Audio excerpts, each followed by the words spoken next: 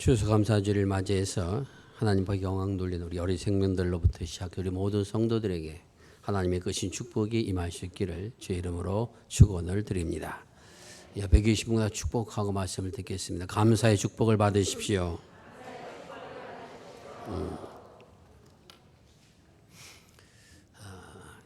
한양대학교의 유영만 교수라고 하는 분이 이런 사람은 만나지 마세요라는 책을 썼습니다.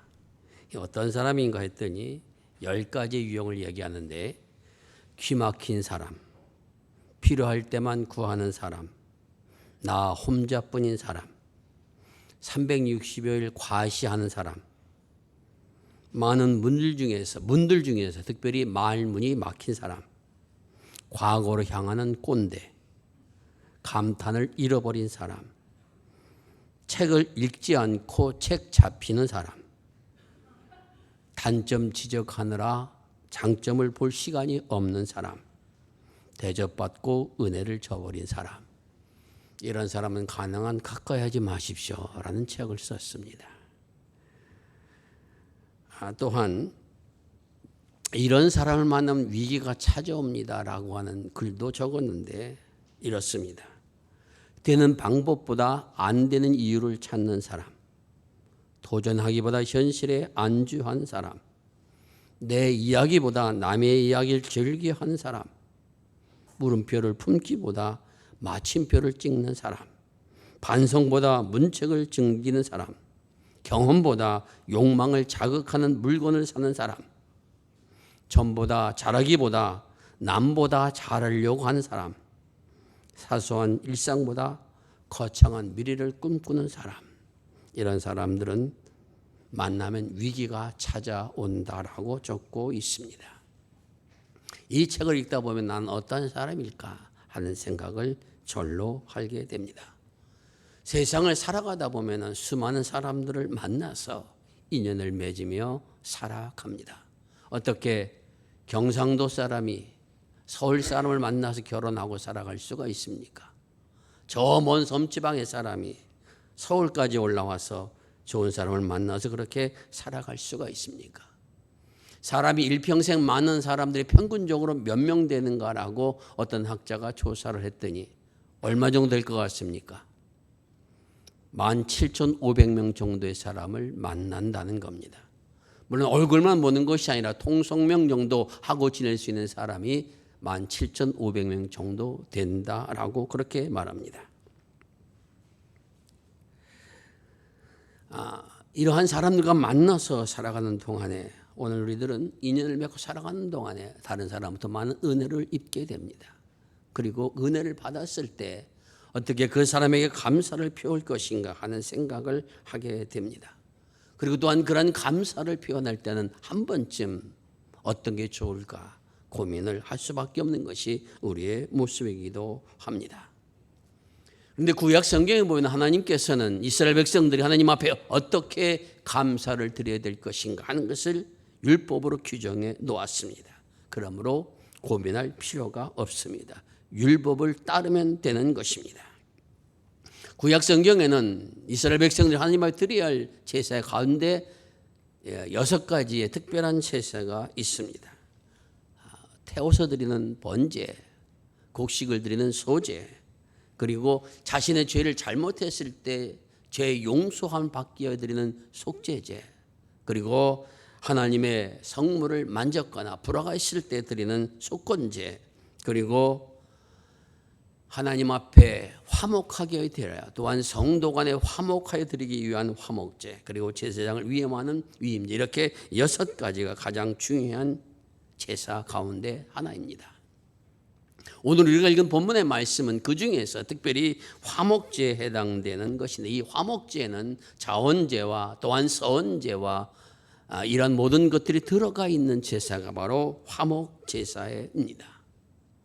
이 화목제사를 드릴 때 어떻게 하나님 앞에 드려야 되는가? 그 대전제는 이렇습니다.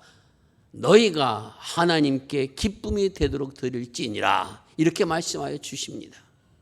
너희가 하나님 앞에 기쁨이 되도록 드리라, 이렇게 말씀하십니다.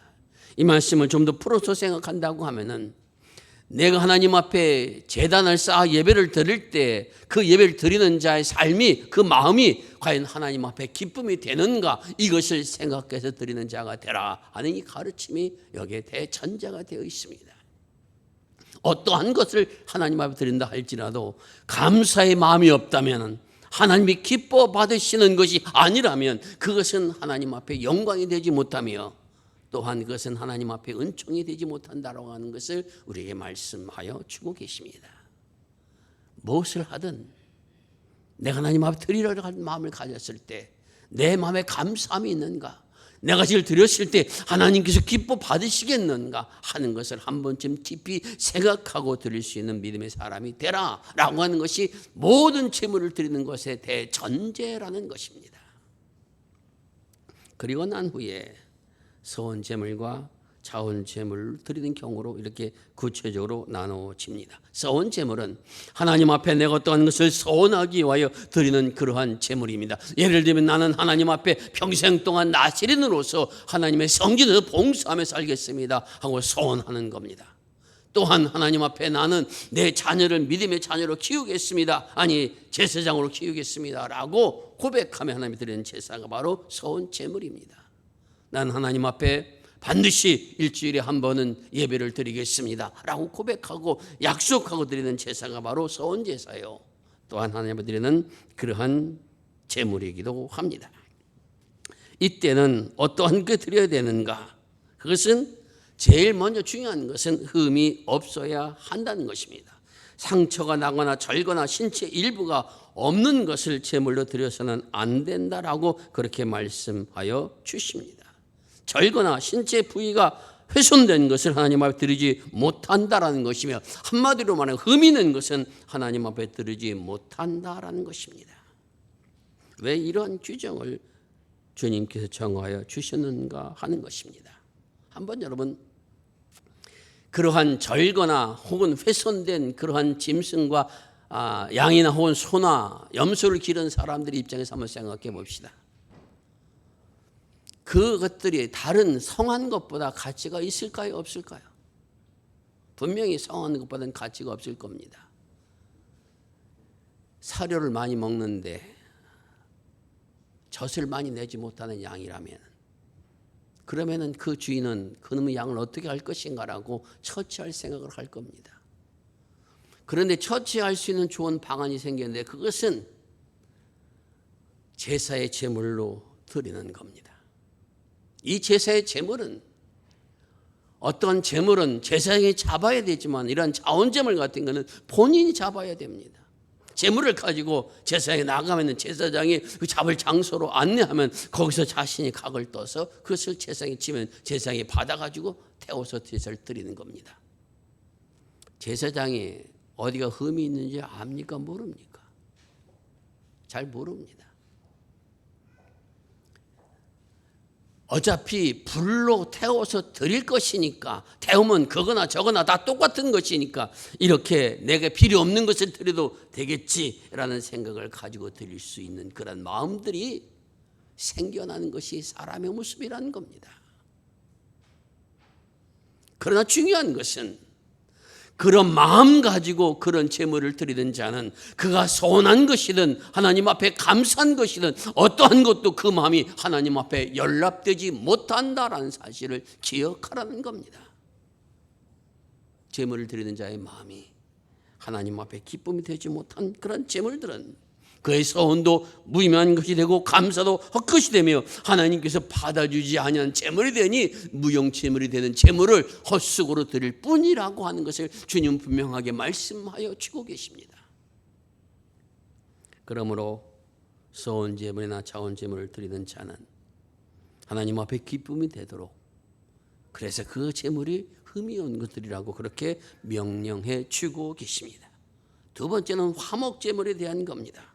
화목 제물은 하나님과 화해를 위한 것이요 이웃의 불화를 해결하기 위해 드리는 제사가 화목 제사입니다. 여기에도 흠 없는 것을 드려야 하는데 흠이 없는 것에는 구체적인 예를 들어서 설명하고 있습니다.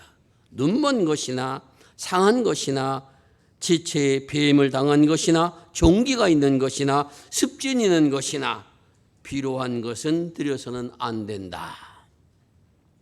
다른 것은 다 할 수가 있는데 비루한 것이라는 의미가 뭔지 잘 알 수가 없지. 비루하다는 것은 속칭 말하면 버짐난 겁니다. 버짐난 거. 그래서 피부에 흠이 있는 거 이런 것은 드리지 못한다라고 그렇게 규정해 놓았습니다. 왜 이러한 것을 드리지 못하도록 그렇게 규정해 놓았을까라는 것입니다. 그런 한 가지 좀 재미있는 것은 그런데 자원 제물로 드리는 것에 대해서는 그 지체가 더하거나 덜한 것은 드릴 수 있다. 서원 제물과 달리 화목 제물에 대해서 드릴 때 자원 제물에 대해서는 그 지체가 더한 거나 덜한 것은 드릴 수 있다. 이 지체가 더했다 덜했다라고 하는 것은 무엇을 말하느냐. 태어났는데 여러분 가운데서도 손가락이 6개 있는 분이 있죠. 다른 사람 다 5개인데 어떤 사람은 6개예요. 나도 6손 가진 사람을 봤는데 엄지가 나온 사람도 있고 새끼손가락이 더 있는 사람도 있어요. 그리고 어떤 사람은 손가락이 4개인 사람도 있어요. 태어날 때 아예 4개가 태어난 거예요. 자, 그런데 자원제물로 드리는 감사의 예물은 그러한 약간 더하거나 덜한 것도 받을 수 있다라고 그렇게 말씀하신 것이 왜 그렇게 있는 것이냐. 사람마다 믿음의 분량이라고 하는 것이 있습니다. 어떤 사람은 교회 기둥처럼 교회의 모든 역할을 감당하는 사람이 있습니다. 어떤 사람은 그 기둥을 떠받치고 있는 석가래 역할을 하는 사람도 있습니다. 어떤 사람은 그 기둥과 석가래가 연결될 수 있도록 거기에 경침 역할을 하는 그런 분들도 교회에는 다 각계각층의 사람들이 모여서 하나님의 영광에서 함께 일하는 그러한 공동체입니다. 큰 것을 맡아서 일하는 사람은 큰 믿음 있기에 가능한 것이며 적은 것을 맡아 일하는 사람들 아직은 큰 믿음을 장정하지 못했기 때문에 그 일을 하는 겁니다. 그 모든 일을 한해서 하나님께서 큰 일을 했으니까 큰 상급을 준다. 아니 그렇게 말씀하지는 않습니다. 누구나 자신의 믿음의 분량대로 하는 가운데 점점 더 큰 믿음의 삶으로 성장하는 곳이 바로 교회의 역사라고 하는 것입니다. 하나님께서 우리 믿음의 능력과 한계를 아십니다. 내가 조그만 사람인데 크게 바치라고 말씀하지 않습니다. 물론 크게 바치라고 말씀하실 때는 그 많은 은혜와 능력을 주셔서 바칠 수 있도록 역사하여 주심으로 드릴 수 있도록 은혜를 허락하여 주시는 것입니다.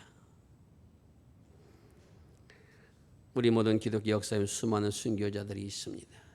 아무나 순교자 되는 것은 아닙니다. 자신의 생명을 버리기까지 주님을 고백한다는 것이 쉬운 일이 아닙니다. 순교의 믿음을 가졌기 때문에 그것이 가능했다라는 겁니다.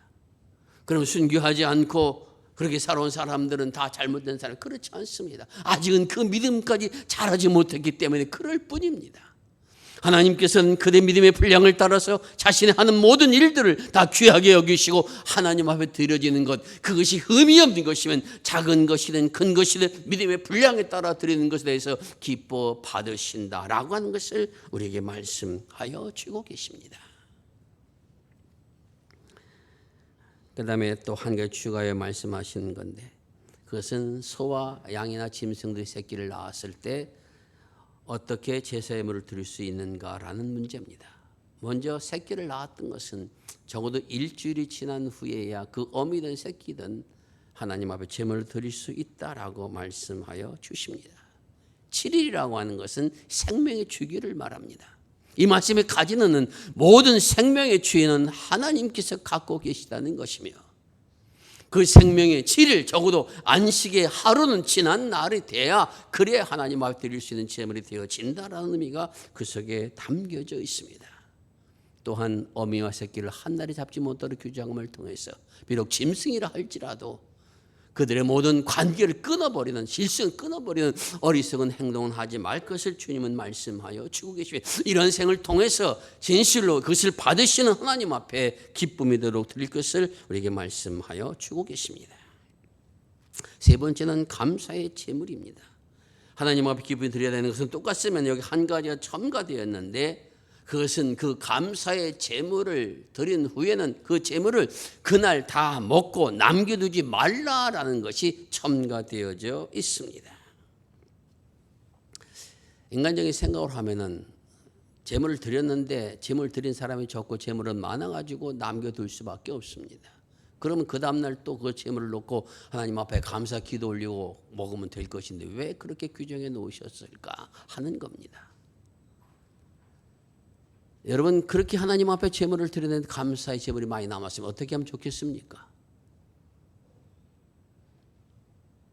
어차피 뭐 하루 지나면은 먹기가 좀 힘들 것이니까 버리느냐? 그렇지 않습니다. 가장 좋은 방법은 감사의 재물은, 내가 하나님 앞에 감사함으로 드리는 그 재물은 다른 사람들에게 남아있는 그 다 나눠주도록, 그렇게 그러한 시간을 갖도록 그렇게 말씀하여 주신 겁니다. 다시 말씀드린 감사의 마음을 나와 그한 감개 재물 드린 사람뿐만 아니라 이 재물을 모든 먹는 사람들에 감사함으로 하나님 앞에 영광 돌릴 수 있도록 그것을 나누어 주라라고 하는 말씀이 그 속에 담겨 있다라는 것입니다. 그것이 우리가 드려야 할 감사의 재물이라고 하는 것입니다. 이렇게 규정한 주신 이 하나님이 어떠한 분이신가라고 하는 것이 오늘의 결론의 말씀이 됩니다. 너희는 내 계명을 지켜 행하라. 나는 여호와니라. 너희는 성호를 속되게 하지 말라. 나는 이스라엘 자손 중에서 거룩하게 함을 받을 것이니라. 나는 너희를 거룩하게 하는 여호와니라. 나는 너희를 거룩하게 하려고 애굽 땅에서 인도하여 낸 자니 나는 여호와니라. 지금 이렇게 말씀하십니다. 오늘 이러한 명령을 주신 하나님은 어떠한 분이신가? 우리를 거룩하게 하기 위하여서, 그래서 거룩한 백성들로 서게 하기 위하여서 불러내어 우리를 자녀 삼으신 분이시라고 하는 겁니다. 오늘 이 말씀은 오늘 우리들을 주님께서 거룩한 하나님의 백성으로 살아가게 하기 위하여서 그리스도의 피로 후속함을 받은 사람들입니다. 여러분 모두는 하나님 앞에 거룩함을 드러내도록 불림받은 하나님의 사람들이며, 하나님이 드리는 재물도 세상에 선 삶도 내가 하나님의 거룩한 자녀라고 하는 이 믿음 속에서 행할 것을 우리에게 말씀하여 주고 계십니다. 그 믿음을 가지고 행하는 사람, 그들의 모든 예배와 그들의 모든 예물 하나님 앞에 기뻐 받으심이 되며, 그때 하나님 주신 축복이 더 충만한 믿음의 생을 영위할 수 있다라고 하는 것을 우리에게 말씀하여 주고 계십니다. 진정 이런 믿음의 생을 통해서 하나님의 거룩함을 드러내고 나의 재물도 나의 마음도 하나님 앞에 받으심이 되는 그러한 복된 인생을 살아갈 수 있는 축복이 오늘 추수감사 예배를 드린 여러분 모두에게 임할 수 있기를 주의 이름으로 축원을 드립니다. 기도하겠습니다. 자비로우신 아버지 하나님 감사합니다. 오늘 우리 사랑하는 성도들이 하나님 앞에 추수감사 예배를 영광 돌릴 수 있도록 인도하여 주시오니 감사를 드립니다. 저희들이 드린 예배와 또한 저희들이 드린 모든 것들을 기억하여 주옵시고 하나님이 우리를 거룩하게 하시려 하는 것을 감사하며 주님 내게 주신 것을 기억하며 드리는 예물을 연락하여 주옵시고 하늘의 것인 축복 은총을 받는 자리에 설 수 있도록 역사하여 주옵소서. 이 세상을 살아가는 하나님의 거룩한 백성이라고 하는 이 사실을 잊지 않게 하여 주옵시고 언제나 주님의 영광을 나타내기에 마음을 쓰며 걸어감을 통하여 하늘의 복된 인생이 될 수 있도록 은혜를 베풀어 주시옵소서. 우리 구주 예수 그리스도의 이름 의지하여 기도드리옵나이다. 아멘.